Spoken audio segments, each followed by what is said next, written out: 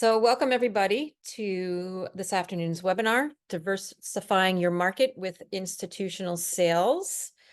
Next slide, Caitlin. So this webinar is being hosted by NCAT, National Center for Appropriate Technology, and Andy Pressman, myself, Stacy Purslow with New Hampshire Farm to School program, and Caitlin Porter with the New Hampshire Food Alliance. So we were going to have just producers introduce themselves, but since there's less on the webinar so far, I think there's time for everybody to briefly just introduce yourself. And I will just go through the participant list and ask you just tell your name, the organization you're with, if you're a farmer or producer, what you grow or raise. So I'm going to start with Ara. Everybody, with Manchester Grows in Manchester, New Hampshire, we actually just develop community gardens and run a couple of greenhouses in town. Just sitting in to get some information because we are going to be starting to work on a project with one of the local high schools on developing some food programs. Oh, fantastic. I'd love to hear more about that. Sarah. Yeah, Sarah Ward. I'm with Oasis Springs Farm, and we do hydroponic lettuce down in Nashua, New Hampshire. Donna. Yes, I'm Donna Bascom, Bascom Farm in Charlestown, New Hampshire. And what do you grow? Oh, sorry, certified organic vegetables, and we have sheep, lamb. Great. How about Doug? I am Doug Smithwood. I'm with the Wolfboro Tupperware Sustainability Cooperative, and I'm on the other side of the equation, basically looking at how to procure local produce for summer camps in Tuftonboro and Wolfboro, New Hampshire. Great, thanks. Elise. Hi, I am a graduate student at the University of New Hampshire studying food systems. So I'm just here to listen in. Excellent. Welcome. Jerry Ann. Hi there. I own and operate Lucky 13 Farm in Winchester, New Hampshire. We do diversify vegetables. Great, thanks. How about Jeff? Hi, Jeff Begin. I own Begin Family Farm down in Hollis. We're diversified vegetable farm. Great, thanks for being here. Teresa. Hi, I am Teresa Downey. I'm actually here with two hats on today. I am a certified organic producer of edible flowers and herbs and some veg. I'm also the Transition to Organic Partnership Program Coordinator for NOFA New Hampshire. So I'm hoping to be able to share this. I'm really happy you're recording it with some of the mentors and mentees that are in our program. Thank you. Thanks. Thanks, Teresa. All right, let's move to Gary. Good afternoon, everyone. Can you hear me okay? Yep. Oh, okay. Hey, everybody. My name is Gary Samolan. I'm an area chef with Sodexo. Sodexo, we take care of the food and facilities over at Franklin Pierce University and over at Rivier University in Nashua. So worked with Stacy and Caitlin, and so looking forward to the presentation today. Great. Thanks for being here. Sure. And Heather, are you there?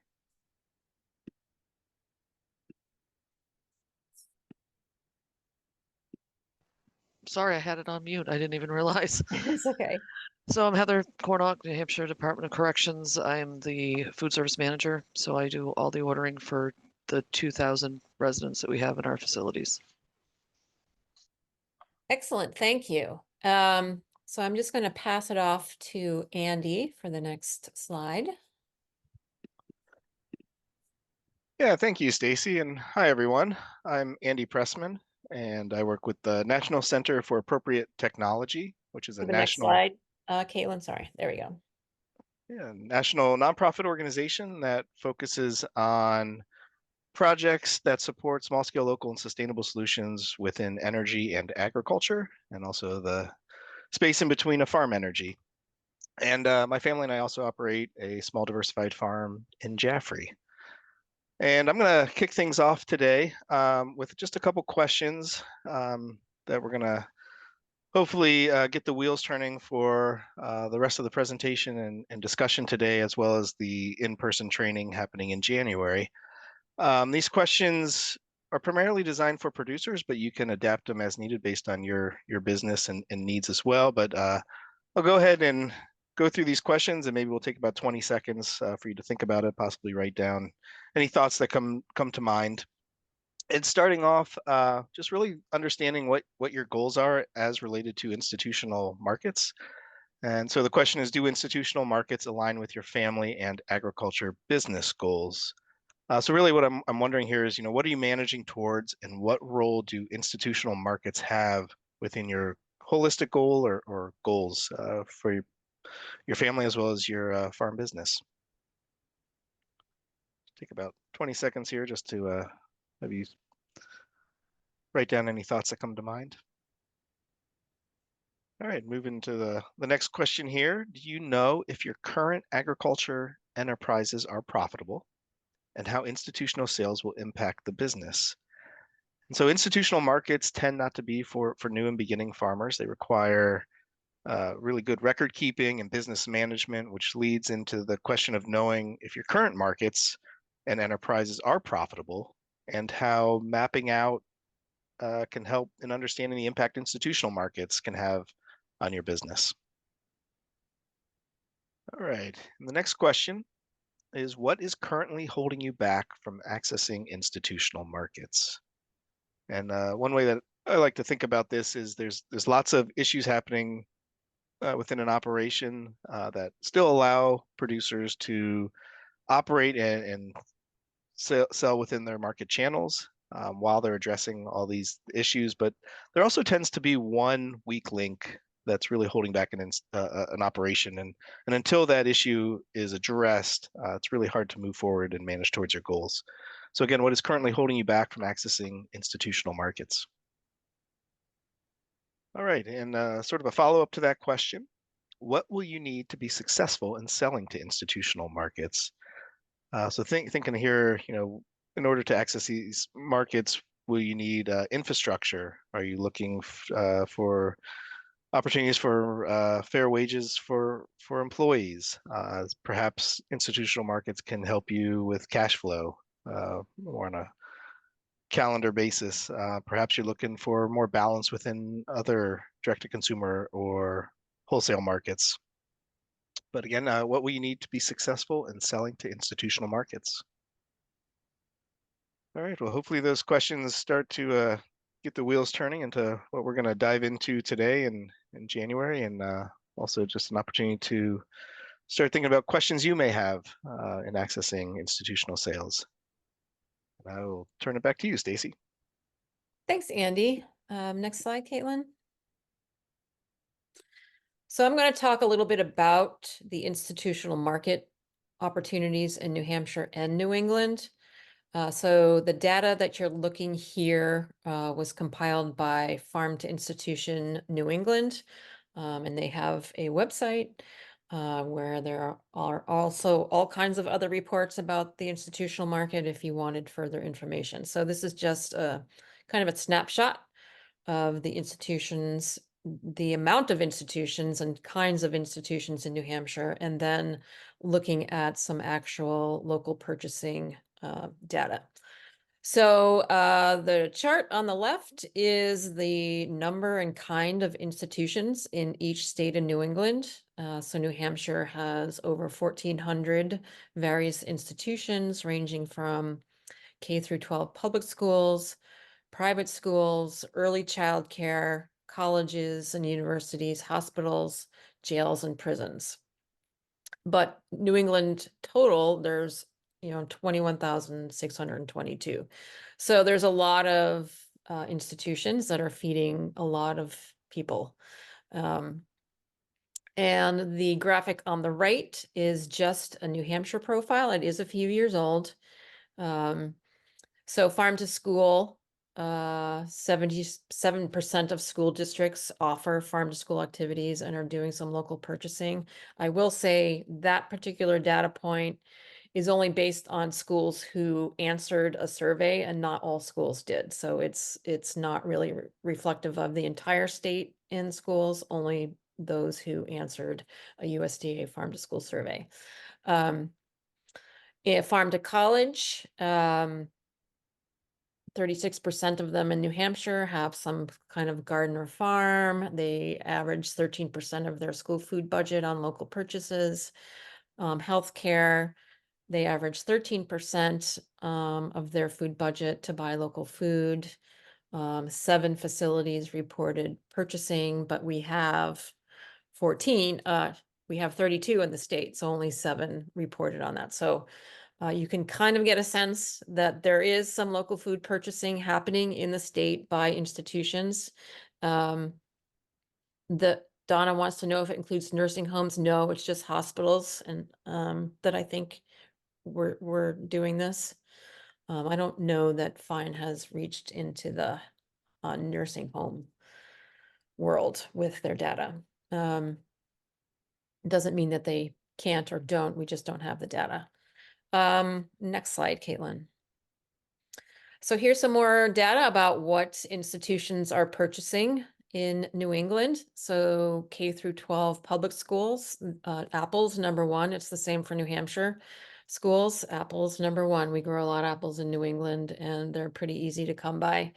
And schools serve a lot of apples. They're also buying tomatoes, potatoes, lettuce and salad mix, squashes of all kinds as the top 5. Colleges, dairy and milk is the #1. And I would probably say if schools were allowed to pick milk, they would pick milk as their #1. But generally that's sort of a given, that schools buy milk. And so when we're collecting this data, milk is not necessarily an option to pick, but they're also buying seafood, vegetables, eggs, fruit, value-added products, some meat, poultry, beans and grains. And then some information about producers selling directly to institutions.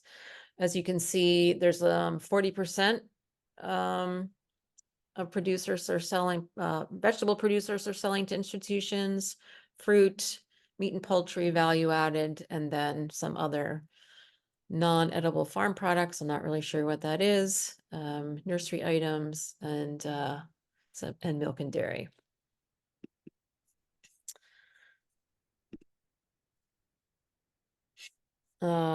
Jerry Ann, new bill on the table in New Hampshire to allow whole milk in schools. I haven't seen that, but we'll see. Usually, we'll get into what a school lunch looks like shortly, and why whole milk is not allowed in a school lunch currently. So any questions about this data?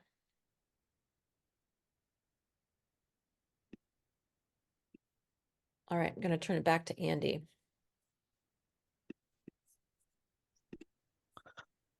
All right, so yeah, I just want to share a little bit. It's a long list, but we're going to just sort of cover some of the top pros and cons of selling to institutional markets, particularly in comparison to direct-to-consumer market channels, and also thinking about goals as well as some of the statistics Stacy just shared in terms of what opportunities and products are most sought after for institutional markets. So looking at some of the pros here, reliable and consistent market. Research has shown also that if you're in an institutional market channel and it's working out for you, that it does impact long-term revenue streams, which is good news. There's definitely this component of quantity, also in consideration of price points, where you're really making up volume here and at a larger scale. Stability of sales and more incentives to scale up with less risk, I think, is a really interesting component. First and foremost, I think we need to think about scaling up. What does that mean?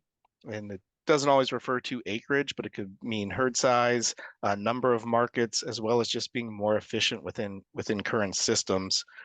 But also just recognizing that there are economies of scale as well within purchasing of inputs. So if you're taking on more sales and more larger sales, more opportunities for savings within buying products you need to get it out the door. There's more specialization in products. A lot of these markets require certain products be produced in a certain way, packaged in a certain way. So there's the specialization component.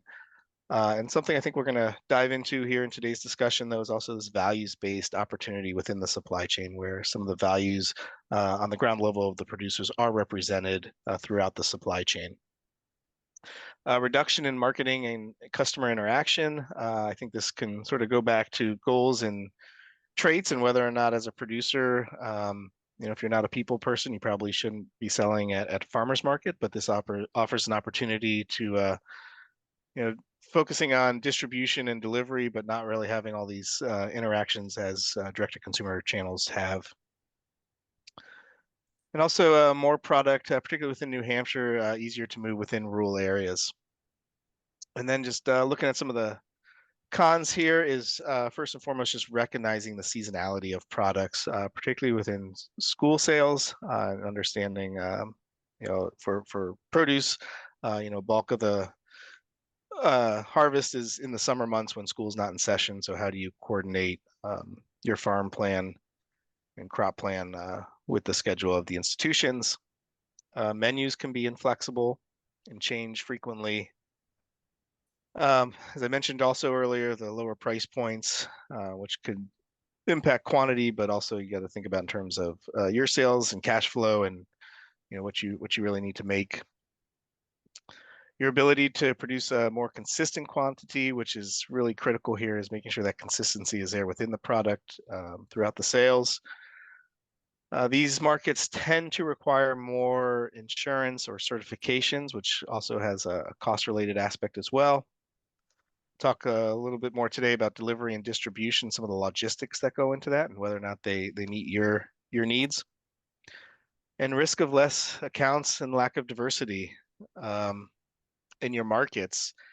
And I like to point this out, and first and foremost, just not making sure all your eggs are in one basket. But I think with COVID was a really good example of what we saw when a lot of producers had a bulk of their sales going into institutional markets and schools, and with COVID that changed rapidly, and a lot of producers had to figure out how to pivot quickly, or a lot of them didn't make it as a result of this. So just making sure there's diversity within your markets, and where institutional markets and sales and your crop plan all sort of tie together.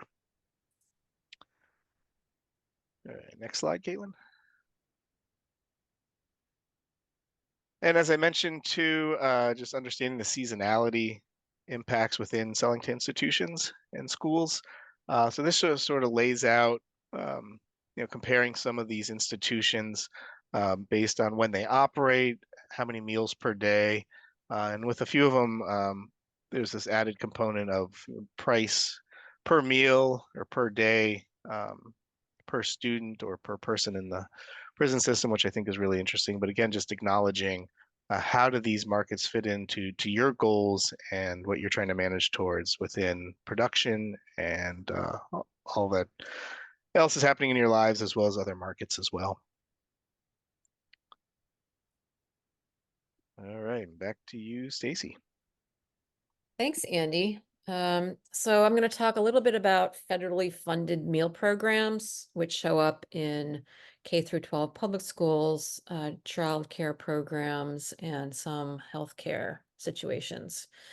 So we have the National School Lunch Program, which operates in 400 and almost 500 schools in the state, provides lunch for K through 12 schools, mostly public, and there are some nonprofit private schools as well that participate in the National School Lunch Program. So basically, it's a reimbursement program where schools keep track of how many students buy lunch, buy the reimbursable meal.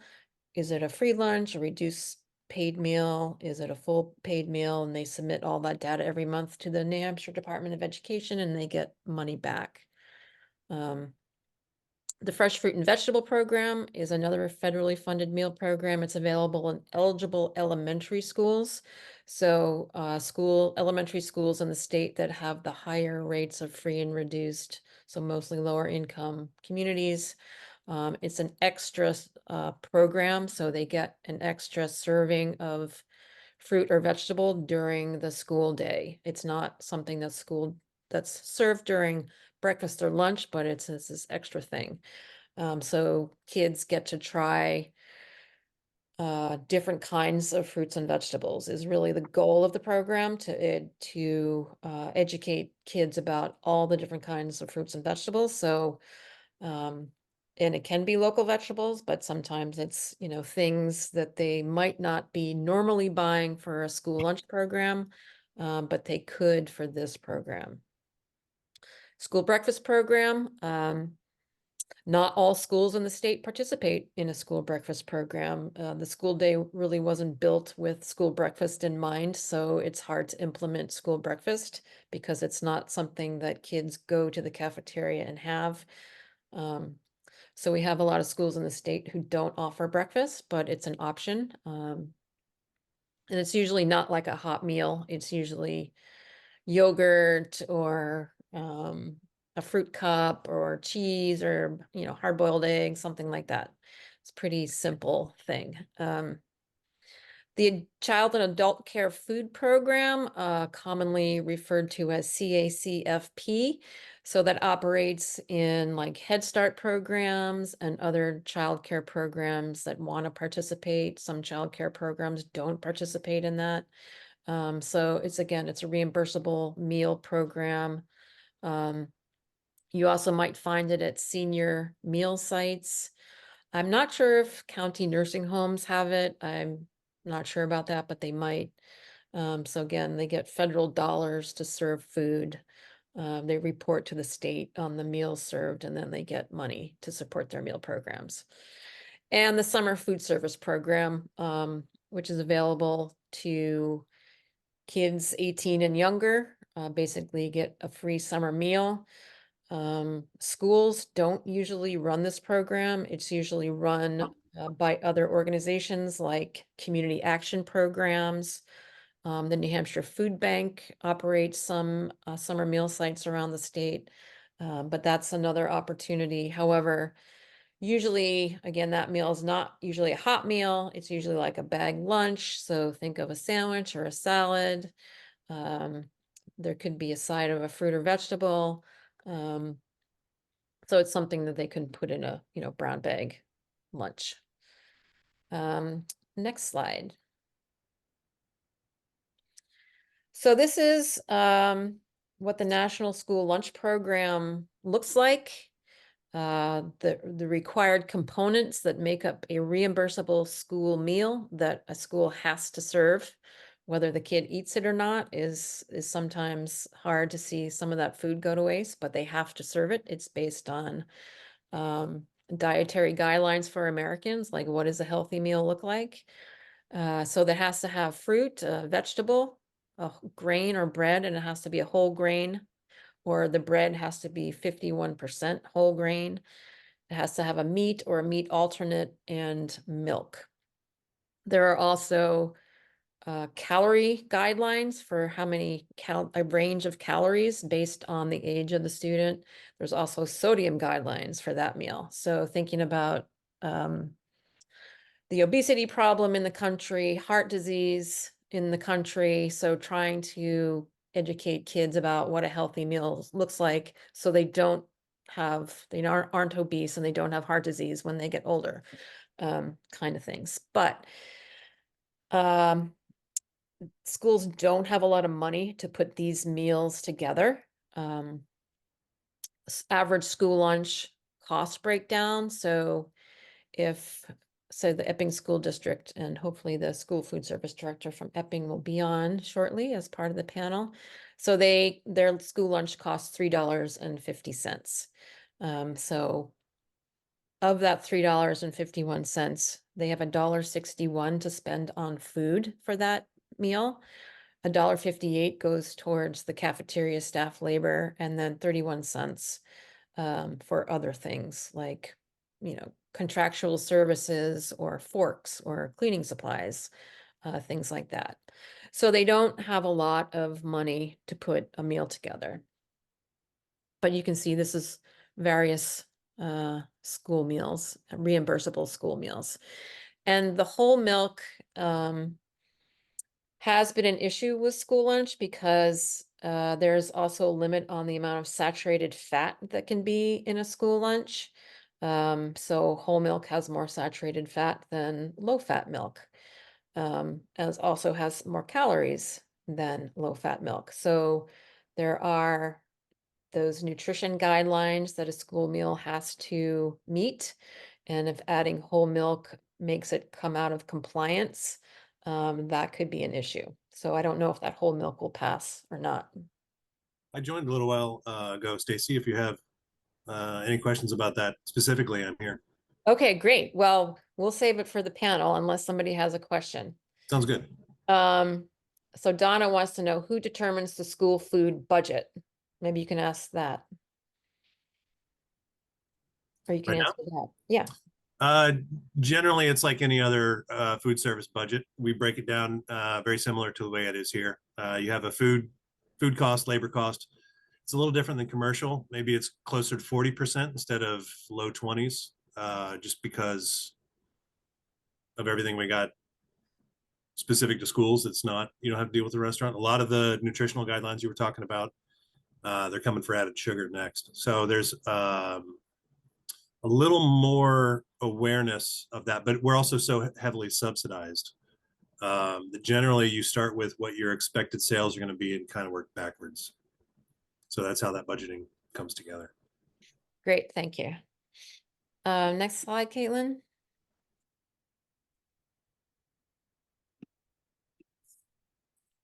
So I pulled up a couple of example of school lunch menus, and these are real actual New Hampshire school lunch menus. And if you're interested in seeing what they're serving in your community, they're all available on the school website. Find the nutrition food service or nutrition department and you'll find their menus.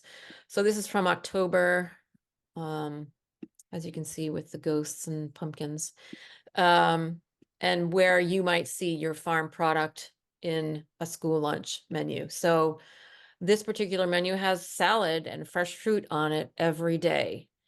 I don't know if they're doing a salad bar or what they're doing, but there's, you know, opportunities for all kinds of vegetables and fruit to be there. Proteins might be a little bit more of a challenge, because I know they get a lot of subsidized proteins into schools. And as you can see here, corn dog, chicken nuggets, pizza crunchers, chicken tenders are these heat and serve items that they get.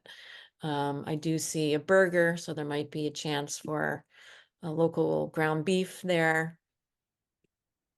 Next slide, Caitlin. And here's another school lunch menu. This one seems a little bit more farmer friendly, and then it's got kale salad and sweet potato wedges.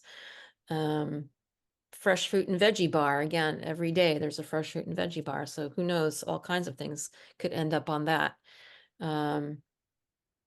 Looking at proteins, meatball sub. I don't know if those are, you know, manufactured meatballs that they're heating and serving, or if they're making their own. Pizzas that might require veggie toppings. Real maple syrup I see on there. So you can always, if you're interested in connecting to your local K through 12 school, you can go see what they're serving and get in touch with them to see if they might be interested in buying what you grow or produce. All right, next slide, Caitlin. So one other topic when it comes to institutional food service is food service management companies versus self-operated institutional food service. So food service management companies, and we have quite a lot in the state, they are for-profit companies that are contracted by an institution to manage and operate food and dining services. So they're there to make a profit, even in the K through 12 market, which is not in the business of making a profit. That's not their goal, but food service management management companies are there to make a profit. They can help reduce the cost of a meal program with their buying power, centralized recipe and menu development, and some other efficiencies. So they have a lot of infrastructure in place, and that's why they can be very attractive to institutions. They know what they're doing, and they can just come in and run a program. However, it may be more difficult to sell directly to a management company due to purchasing requirements and existing contracts. Management companies will usually contract with big distributors or food manufacturing companies to buy their food, and it doesn't leave a lot of room to buy off contract, particularly for the big management companies.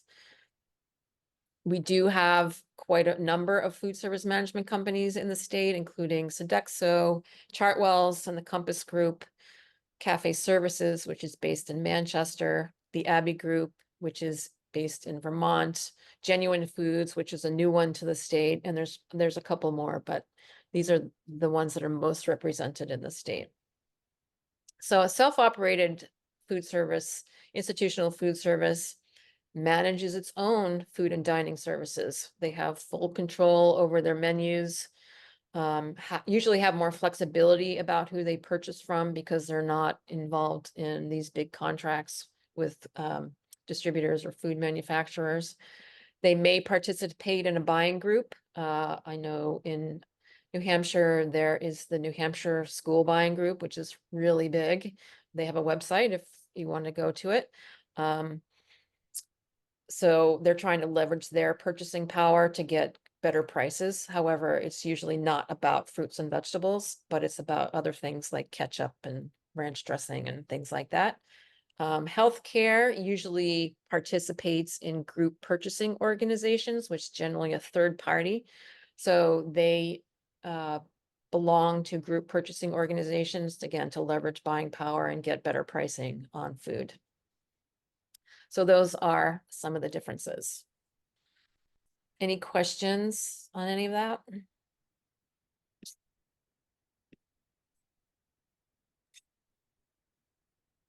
Did notice there's a couple of questions in the chat. I don't know if you want to review now or maybe just before the panelists join us. But Katie Smith had a good question. I know Donna was just looking for some clarity. So what's the potential of the current grant funding getting more money to the farmers? So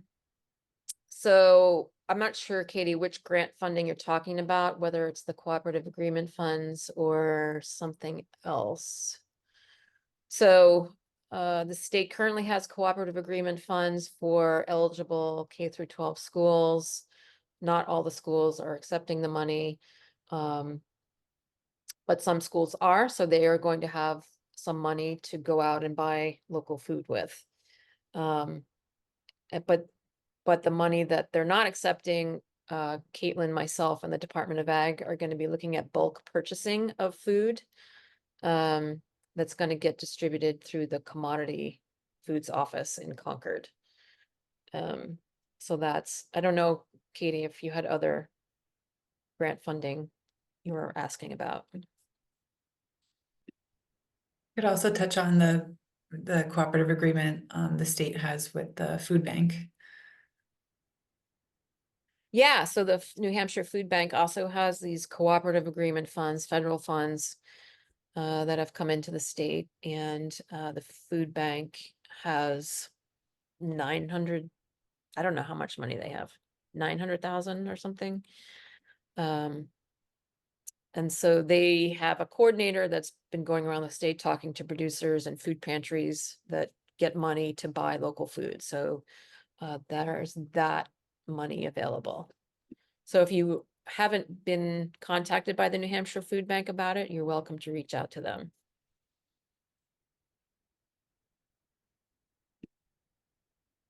All right. Now I want to introduce Sarah Ward. She's a farmer in Nashua, and she's going to just briefly talk about her experience selling to institutions.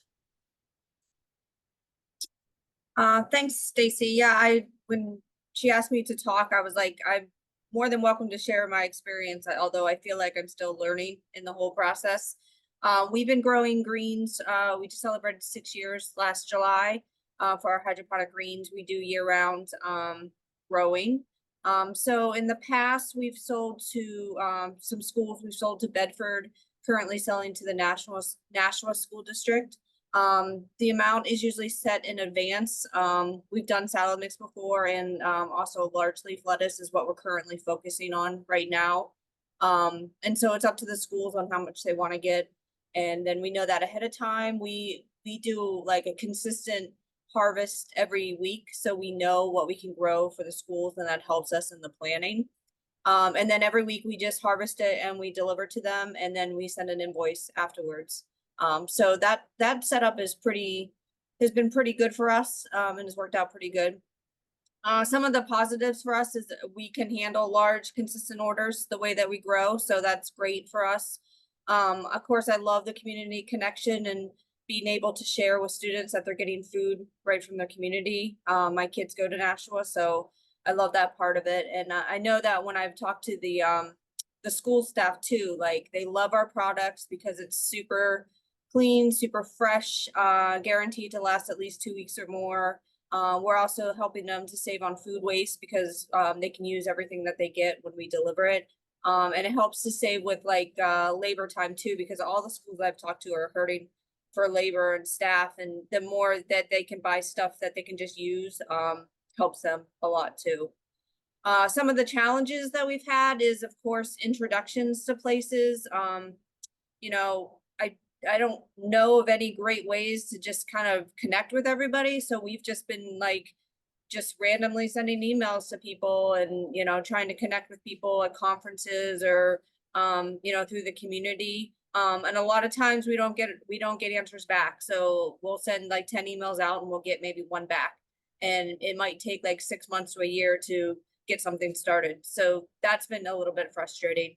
The holidays and breaks and summers off, that was talked about before, because we're year round. We can do consistent growing. And so we just need to look at you know, how we fit that into our budget and, you know, how we get money. And then the other things is the limited funds or grants that some schools have talked about is, you know, they only have a certain amount that they can spend for local produced food. Because we do realize our food is more expensive. Our lettuce is more expensive than how they can get it other ways. So they're looking at ways that they can be able to support that and support us in the community and get people, you know, this nice fresh food that the students love and the staff love too. So those are kind of some of the challenges that we've had with that. Great, thank you, Sarah. I'm going to turn it over to Caitlin. So we're going to jump off into the next part of today's producer training is we invited some panelists to join us. And just so you all know, again, my name is Caitlin Porter, and I'm a value chain coordinator based out of the New Hampshire Food Alliance. So today we've invited Gary, Moss, David, and Heather, and in a minute we'll have them quickly introduce themselves so you all are familiar with their work.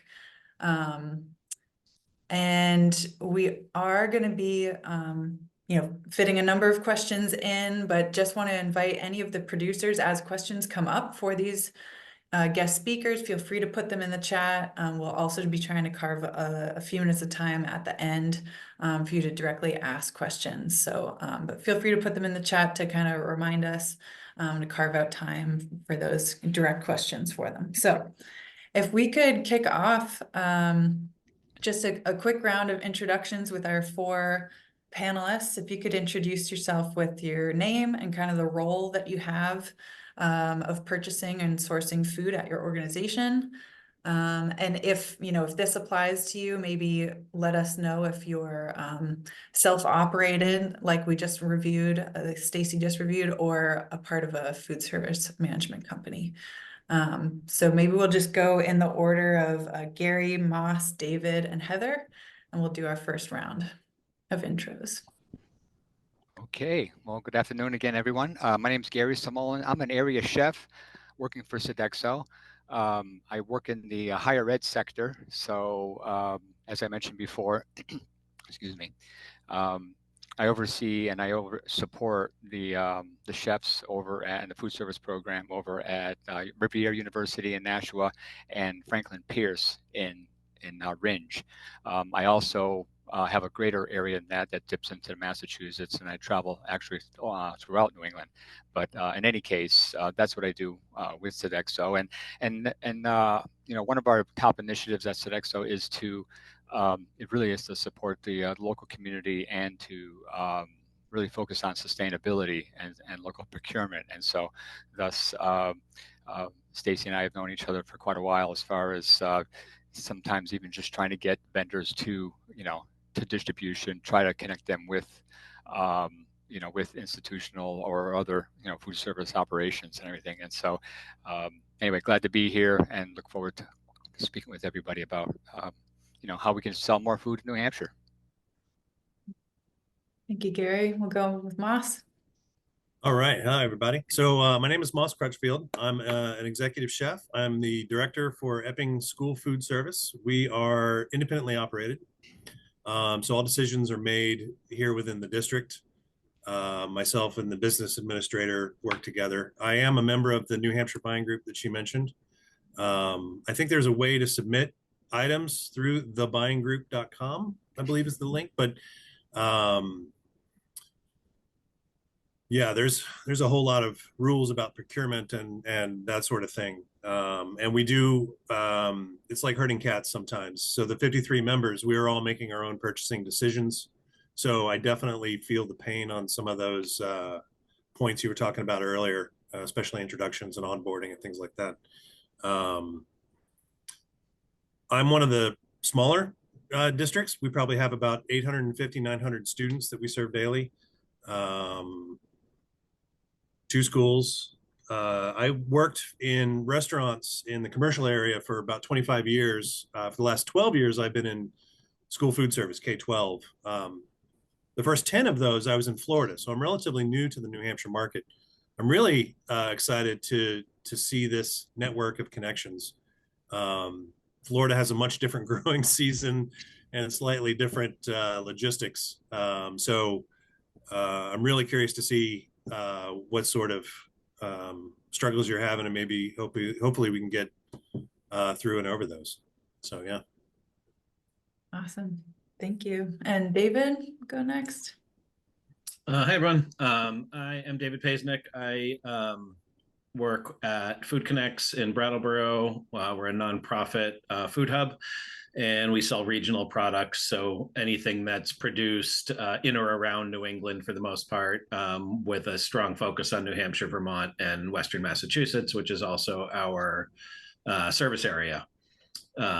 So this year we sold over 3 million in regional products. Our customers, we do also do retail. So our customers range from, you know, food co-ops, farm stores, small and medium-sized grocers, and then all different kinds of general stores. On the food service side, we work with both public and private K through 12 schools, as well as some colleges, a couple of hospitals, some senior living, and some restaurants. So we kind of have some diversity on the food service distribution side, but schools are really a large part of that.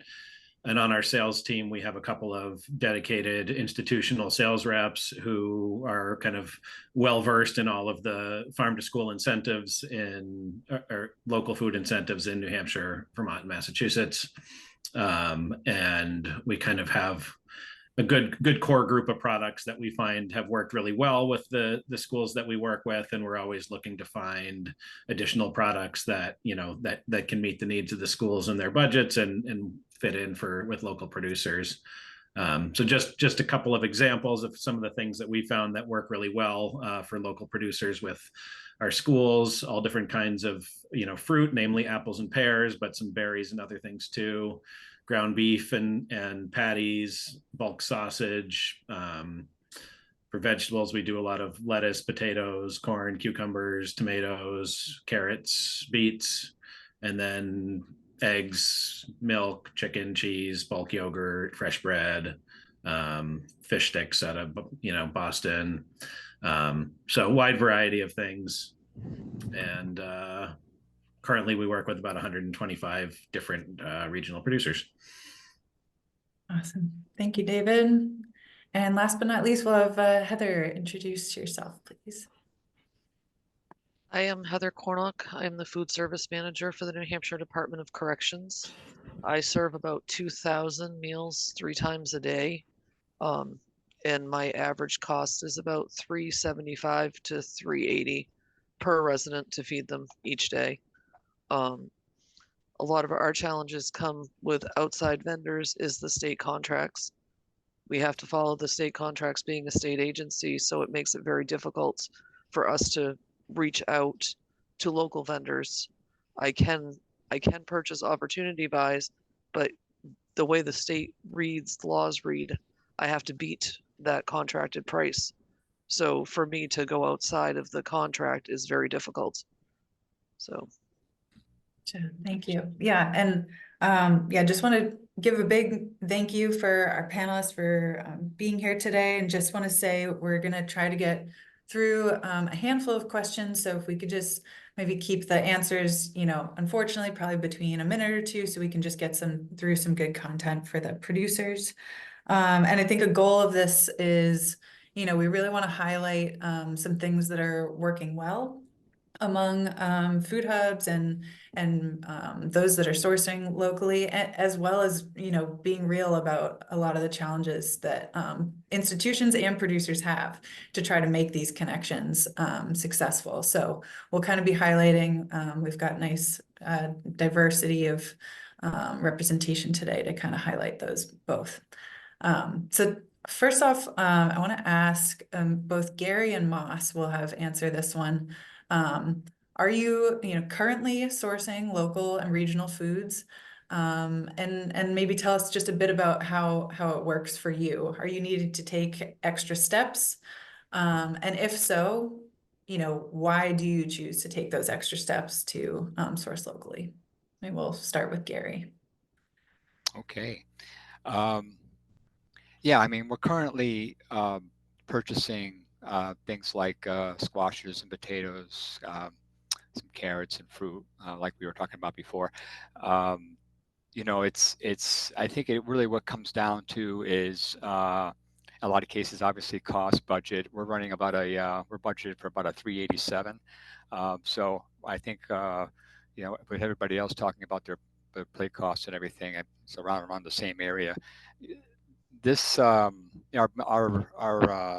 market, our customer, our college students. So anybody that has a college student, or for us for that matter, I mean, they want everything right out of Food Network, and it has to be fresh and colorful and made to order. So, but they're also calling for some local to a certain extent. But not as much as because I do visit, Vermont and Maine and other states and those accounts and everything. So although they call for it, not as much. And so it really comes down to product numbers and making sure that we do know what's available. We're getting our product from Cisco, Costa, Black River out of Vermont, and so as long as we know it's available and we can get the most out of it, marketing it and advertising it and everything, and kind of sort of, getting, making sure that the customer understands it and everything. That's what we'll do. So hope that answers the question. Yeah, great. Yeah, Moss, would you like to? Yeah, so the group that I feed goes right up into what Gary's doing, and I can reaffirm what he said 100%.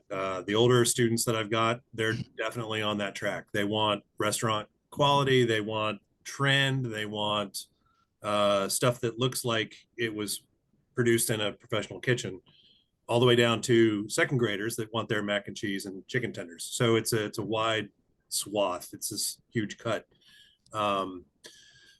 What Stacy mentioned earlier about labor is especially true, I think, for us, because it's almost like paid volunteers. You don't get a lot of knife skills. You don't get a lot of culinary experience. So everything has to kind of be a layup.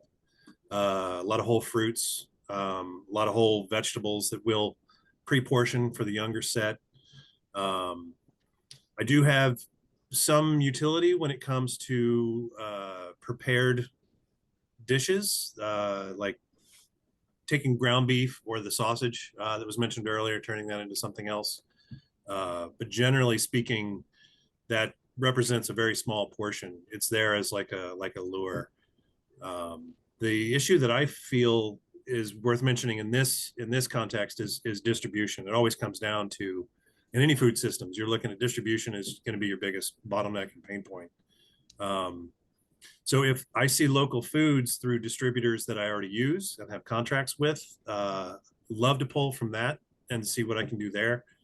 But if we do one-on-one, generally I'm trying to give as accurate as forecast as I can, or if it's a one-off, every now and then, because I have a federal program, I work with the USDA, but it's monitored by the state. So those two oversight bodies will occasionally also put together some bonuses, some things that try to stir excitement. So the second week of October or so, the state of New Hampshire puts on like an big apple crunch or that sort of. So I contracted with an orchard just south of us in Brentwood. We weren't able to this year because of that terrible freeze we had in February, but I can go down there and get 10 cases. It works better if they bring it to us. So we're able to do what Heather mentioned is opportunity buys. That sort of thing is very useful. But it can be very, very difficult to get accurate forecasting that I know that a lot of producers are looking for. You know, I've got so many rows of kale that's going to generate so many pounds, and I'm going to go find homes for those pounds. If we have a snow day or sales drop for whatever reason, it can be difficult to sort of manage those expectations. And like I said, distribution, we're very rarely able to go out and get. We kind of need everything brought to us. So there may be some opportunity with the purchasing groups in that regard as well. You know, power through numbers. Great. And I guess the why, just quickly for both of you, you know, is it because is it a mission thing? Is it really that there is this demand that the students are leading to purchase local? Or are you seeing a big difference in, you know, just the freshness and it lasts longer and other benefits? A little bit of both for me. I mean, they are calling for it. Again, it's, you know, I think they're the culture that we have right now as far as wanting local is definitely there. You know, of course we're also working with, you know, the administration. We're looking with our own budgets and our own, you know, what we're getting money from, obviously from the school, from the college and everything. And so we only have so much to work with and everything. And obviously we have to lay that out with, you know, spread that out within 16 weeks. And so we have to be, the challenge is really just figuring out where we can get the most for our money. And so if we want to run a special event and we want to maybe spend a little bit more on it and then highlight it, market it, you know, post it on social media, because we're also trying to you know, bring value to the institution, to the, you know, to the college and everything. And so you know, it's our value to, you know, to Riviera, to Franklin Pierce, whatever university we're working at. And so we want to be able to, you know, satisfy them and too. And so they, you know, they're calling for it themselves. It's just, you know, going back to what Moss said about distribution though, is that I think that's probably one of the biggest challenges. If you remember, Stacy, you know, when we worked a while back ago as far as how to figure out how do we get, you know, the farms to get it to the, you know, get it to the distributor so it will come to us, because we are kind of held to our distributors. And so that's probably one of the biggest challenges as far as getting it directly from, say, Sarah or at Oasis or whatever. That's the big one right there. I would echo that. Everything there. We're doing a lot of our own marketing. So if there's a benefit to shelf life or that sort of thing, that's secondary to, I'm trying to promote, this is real food prepared in a real way, that sort of thing. It's not just square peas and canned green beans anymore. The interesting thing, we try to keep food waste to a minimum, so that is really nice. Sorry, I had a little secondary thought, like there might be a partnership there where pulling food waste as a compostable might be something that is a way that we could sort of close the circle there. That's a conversation that I had with farms back in Florida, so I don't know if that has any value here. The trend point is important. So we do get students, it's not a majority, but we do get students that are very excited about local purchasing. But as my guest age, sort of my client age goes downward, we're also marketing to the parents. So that's where local comes in real big. You know, they want that shortened distribution channel. They get real excited that this federal money or their money is kept in a local pool. So oftentimes when I'm promoting local foods or I'm trying to do things that use that sort of fresh aspect, I'm not just catering or marketing directly to my customers, but also the people holding the money, the parents, or even the faculty and staff that are here as adults that have full choice. They can eat wherever they like. We love it when they eat here, of course. So a lot of times it's more than just a nutritional benefit or a production benefit. It's a marketing benefit. Great. Great. Thank you both. Next, I'm sure some of the producers here are just interested in, maybe this is a new area for them and they want to start reaching out, kind of getting their feet in the door of these relationships. So I'm interested to hear from, maybe we'll hear from David and Moss about, if I'm a producer and I'm looking to start building these relationships from scratch, what does a successful, relationship building look like? How does communication work? What are some strategies that producers might be able to use to build a viable market with you? Maybe we'll start with David.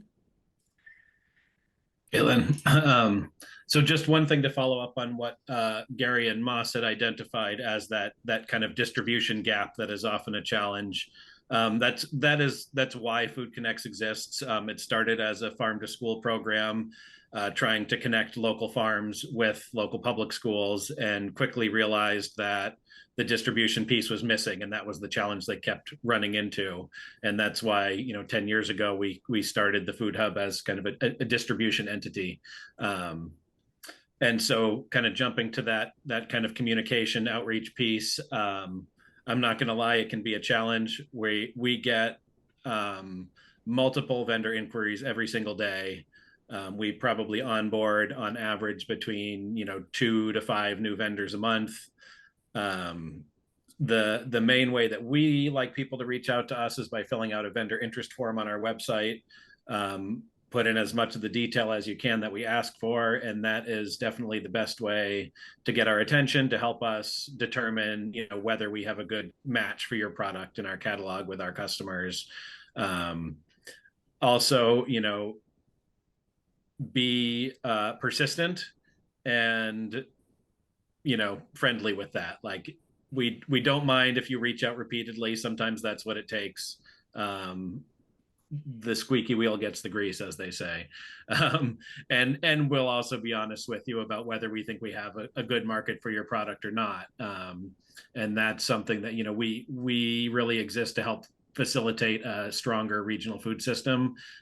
We're not here to make money. We're here to help producers and to help people access more local food.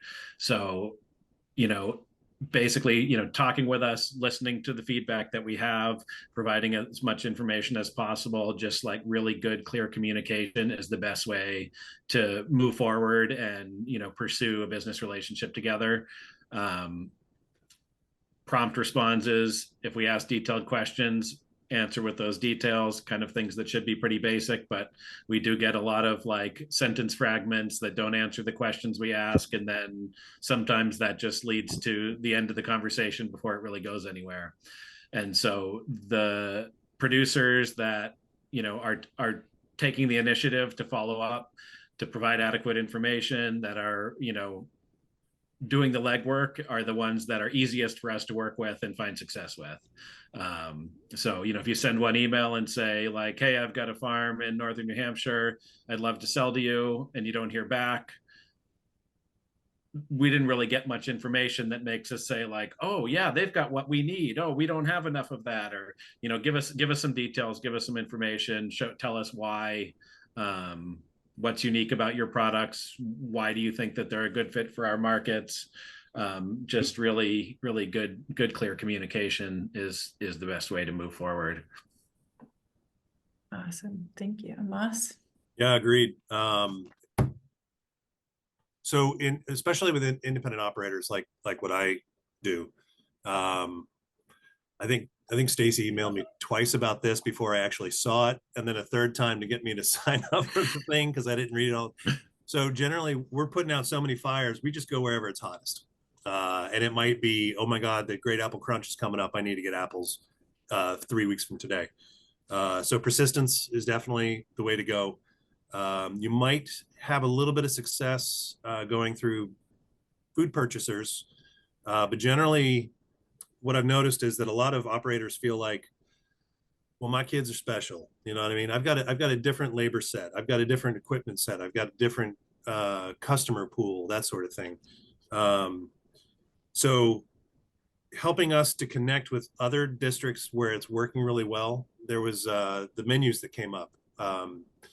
Customizable menu options right now are huge. Fruit and vegetable garden bars are huge. So if you have, say, Nashua that's absolutely crushing it, take photos, let us know about it, and then give us Dahlia's contact information so we can ask her questions. There's nothing succeeds quite like success, right? So kind of spread that around. We're often looking for things that take a little bit of heat off the fires that we got to deal with. So if there's something you can add that's like a little value add. In my last district, I mentioned it was in North Central Florida. We had a local definition of about 300 miles. So the group that was sort of helping put that together made little trading cards with all the farmers on it. We were able to just use those as kind of a marketing tool. This is where the kale came from for this week, and this is where the romaine's coming from for next week. It's really nice when we can point to something and say, this is coming from, you know, Frog Croak Farms over and such. It really makes a connection with our customers and builds that excitement that we need. So marketing aids, networking just within our own peer group. If you're trying to sell to a specific type, maybe find a different that's working really well within your customer base and introduce us. Let us talk to each other, and that'll take maybe a little bit out of your plate. But then increase the opportunity to use that stuff. Now I'm speaking as a chef, but if you throw kale at us, a lot of us maybe don't have strong culinary backgrounds. So we're just looking at it like, well, cool, I got 12 cases of kale. What do I do with it? So here's how you can massage it into a kale salad. Here's how you can puree it into a kale pesto. So little things that maybe you've run across as a producer helps sort of add to that wealth of information that then helps market it in a couple different ways. Oftentimes, a lack of imagination is the worst hurdle. I got kale, what do I do with it? So all those little things sort of help. But again, we're back to communication and networking. Interesting. Yeah, thank you so much for that perspective, both. Next, yeah, I realize that we're kind of close on time, and we'll wrap things up here with just a question or two, just to maybe have one person answer them to kind of wrap things up here. I'm wanting to hear from Heather. I know you spoke to some of the challenges that you have purchasing for the Department of Corrections. You know, you're up against really tight budget. But I do know that there's been a couple of opportunities in the past that you've taken advantage of, and I just didn't know if you could identify any opportunities for local purchasing. Like, what would that look like? I know, I think you've mentioned apples was an opportunity in the past. Off my mute.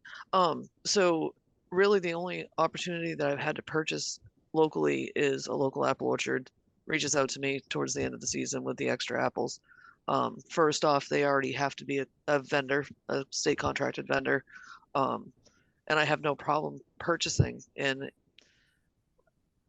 I know I said I'd feed 1,200 people, but I have many different locations. So even if it's a small amount in the past, I've actually split it up and sent it to our smaller locations instead of using it definitely at the biggest location, which is the men's state prison in Concord. But yeah, another person had reached out to me about purchasing meats at the end of the season, or you know what I mean, before slaughter for the next year. But again, the products were so much higher in cost that it just wasn't sustainable with my budget to be able to do so. Got it. Looking through the chat, looks like some questions are being answered via the chat. And lastly, maybe we'll just wrap up with just to give some of these producers an idea of what might be required to build these relationships. You know, it might take a little bit extra work up front, but then the hope is that it could become a, you know, really reliable long-term relationship. And maybe I'll ask Gary you this question, and just if you could just touch upon some of the requirements that you have for a producer, either, you know, food safety plans or certifications. Is there packaging requirements? You know, just if you could just list off a couple to give us an idea. Yeah, you got to have the whole gamut of insurances and indemnity as far as just in case something goes wrong. Definitely, you have to follow. And I'm not even too sure what you follow, you know, what you do in the field, but any type of you know, HACCP or food safety. You know, what do you do? How do you train your staff? How do you monitor pest infestation? How do you control, you know, from seed to, you know, to truck, you know, as far as how do you control that? That's what Sodexo requires. I know a lot of the other bigger food service companies do the same thing, and so unfortunately, I think it was discussed earlier. I mean, there's a cost connected to that, and so I know at times that could be a, you know, that could be a breaking point, because that's really hard to absorb, you know, when the margins on your product are so tight as it is and everything. So, but yeah, all your insurances, and of course, you know, building that relationship with the distributor and being able to, you know, to get to know them, so that, you know, there's a good relationship going on over there. So. Got it. Well, yeah, thanks so much for that insight. And I know we could probably spend easily another hour asking questions and getting awesome insight from these buyers. Just want to thank you all again so much for your time. Hope that the producers took some good information from that. We'll wrap that part up, and that was actually a nice segue into our next part. We will have Mary Choate on. She's going to be talking about a specific food safety program that she offers through UNH Cooperative Extension. Thanks, Caitlin. Okay, I'm going to share my screen. The planners gave me 5 minutes. I'm going to talk really fast, and we're going to do it. Okay. Okay.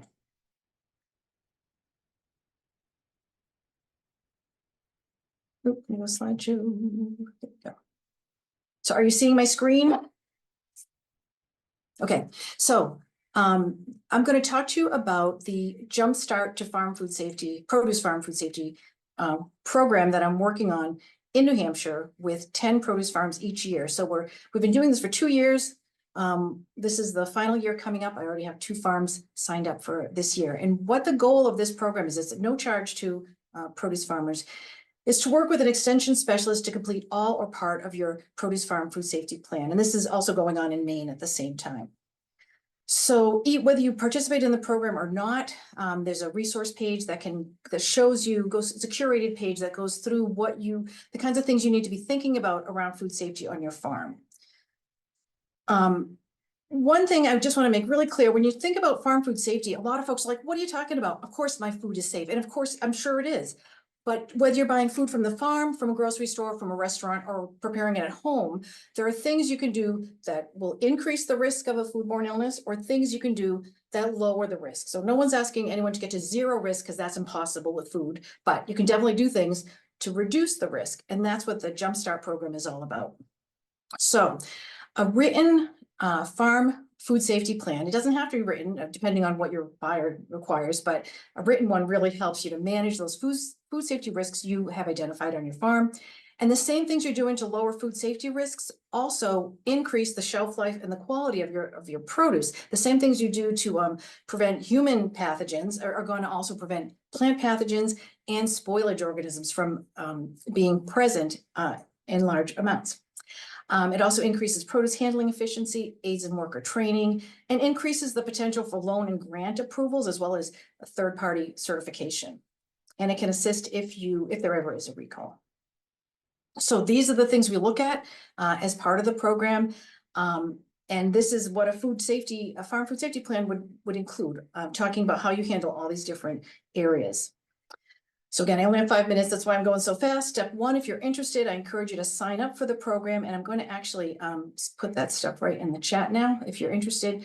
Step 2, we'll set up a time for me to visit your farm, walk your farm with my food safety glasses on. Like, you're a farm expert, I'm a food safety expert. And together we come up with fantastic solutions, which I want to show you. So you're going to receive a food safety report, confidential, tailored to your farm, and it's the basics of your farm food safety plan. So you can work from it to create your farm food safety plan. And also, just for participating, you get these 2 really great hygienically designed scrub brushes.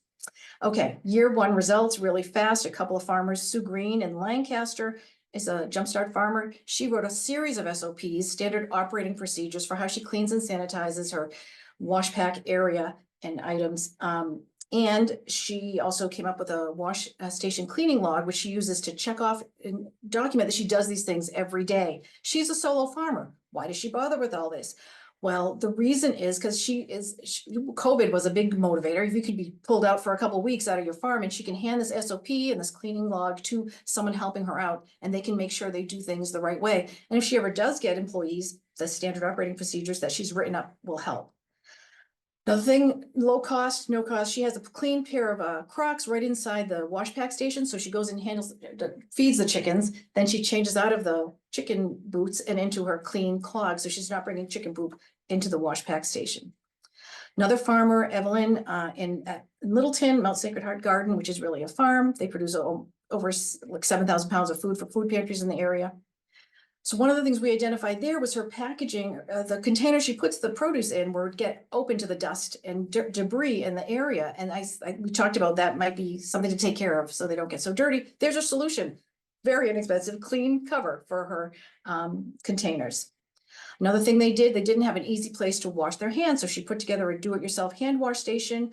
And you can see it's right near the field, so people can come and wash their hands before they get going and with handling food.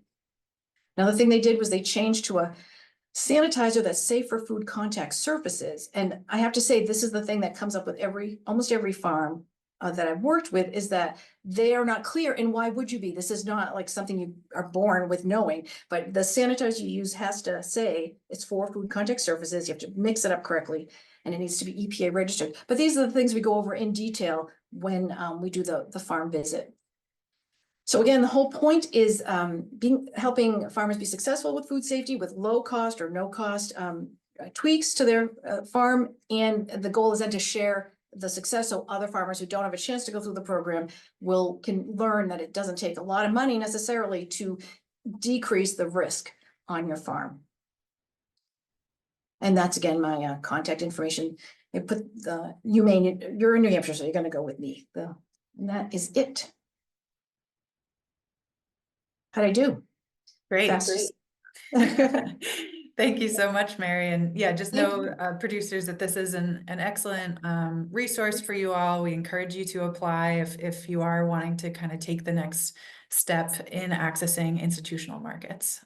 So thanks so much, Mary, and feel free to reach out to Mary or myself to find out more information about that program. We'll get you pointed in the right direction.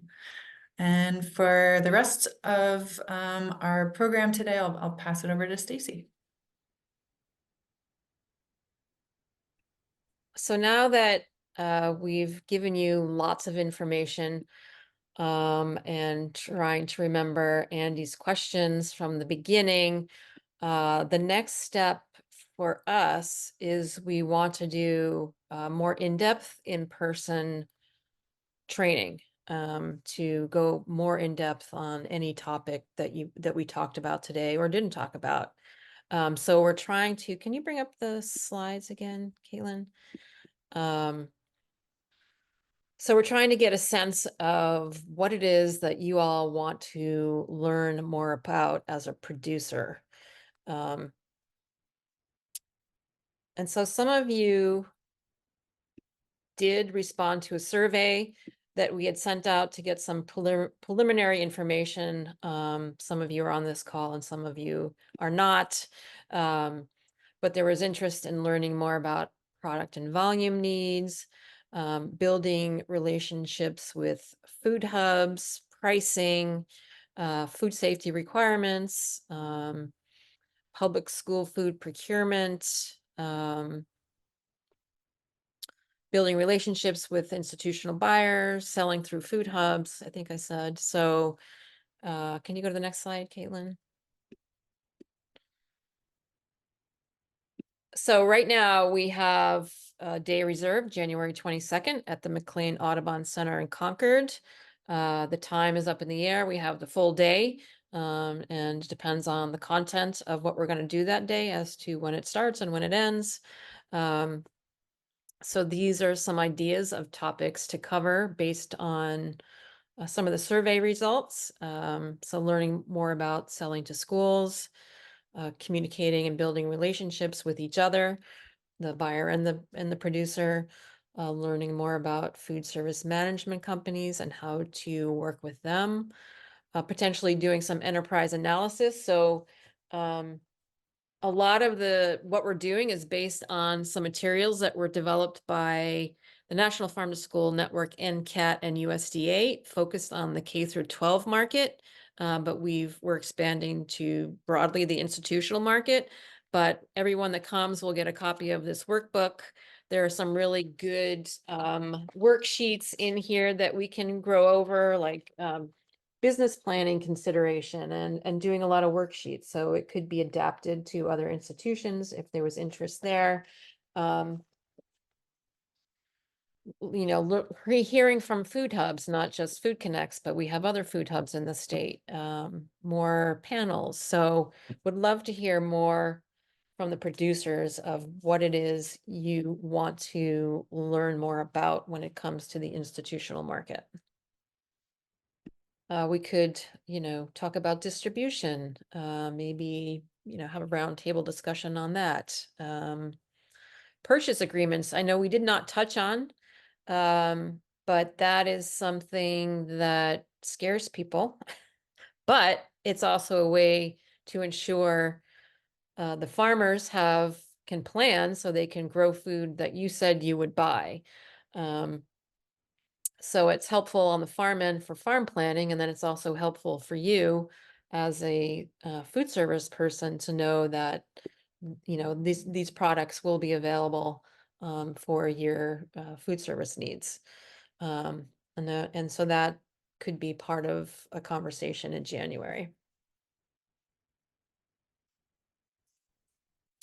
Hey Beth, Beth wants to know about proposed bills in the state. So tomorrow, Beth, if there's an ag policy forum happening at 8 o'clock, if you haven't signed up for that. So some of the bills in the state will be talked about. So I'll be on there, the Farm Bureau, New Hampshire Hunger Solutions, who else is going to be on there, Caitlin? Presenting. Anyway, we're going to be talking about ag bills, the variety of ag bills in the state tomorrow morning. Grant programs. So my bill, the farm to school bill, is really an incentive program that would allow participating schools to buy local and get some money back from the state for those purchases. So that's one bill that's happening, and if it gets passed, that'll be beneficial to producers. But we could talk more about that because I know there will be other federal grant opportunities coming up next year. So we could definitely talk about that during the January.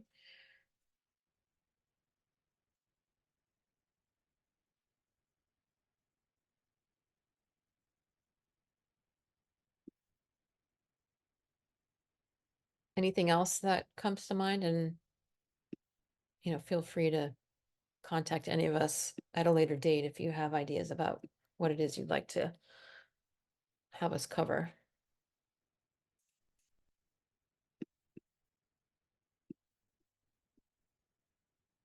So we will be having the event. It'll be in Concord. Any producer that comes will get a copy of this workbook. You'll get $100 stipend. We'll have food and beverages available.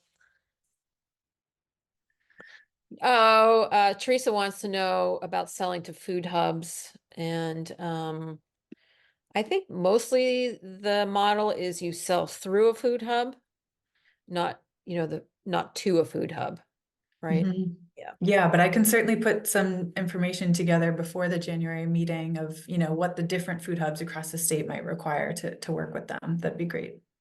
Thanks for that input, Yeah, I Teresa. think that one might be a good topic to have in January too. All right, so we've got some learning about grant opportunities, selling through food hubs, and then we can look back to the survey to pick out some more topics to cover. And then, of course, you can sign up for Mary's program as well. So I want to thank all of our presenters today and our co-hosts, Caitlin and Andy, and all of you that joined to learn more about the institutional market. Feel free to reach out to any of us with any follow-up questions, and we'll be getting the January details together and open registration for that soon. So in the meantime, thanks again for participating and enjoy the holidays.